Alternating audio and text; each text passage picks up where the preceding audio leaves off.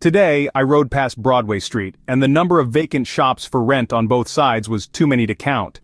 The pandemic has been a baptism, with mixed fortunes for different people. Of course, there were some new shops opening during this period, but they were very few. In the post-pandemic era, there's another phenomenon: more divorces and fewer marriages. And of course, the majority are those planning to divorce. Unemployment is increasing while employment opportunities are decreasing, and some are waiting for employment. Some people say the pandemic is a cross, but by this reasoning, what isn't a cross? In the eyes of the world, anything that causes mental or physical stress is considered a cross, whether it's a person or a thing. Unemployment, breakups, bad business, including birth, aging, sickness and death, love and separation, all suffering, when it happens to you, counts as a cross. Do you agree with this view? I know many Christians share this perspective.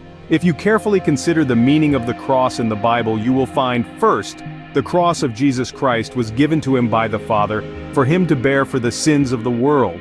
Second, from a human perspective, Jesus was originally unwilling to accept it, as he prayed in the Garden of Gethsemane, "Father, if you are willing, take this cup from me, yet not my will, but yours be done." Therefore, we can see that in the Bible, something that qualifies as a cross must meet three conditions. First, it must be clearly given to you by God. Second, from a human perspective, you are unwilling to accept it.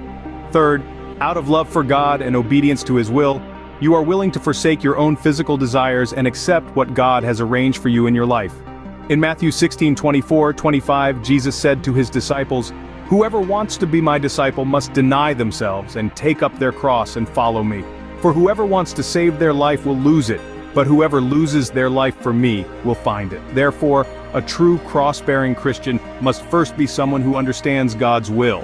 Secondly, they must be willing to deny themselves and give up all their old concepts and practices. Lastly, they must be someone who actively accepts reality, is willing to accept all kinds of suffering and challenges according to God's arrangement, and can walk their life path through him who gives me strength.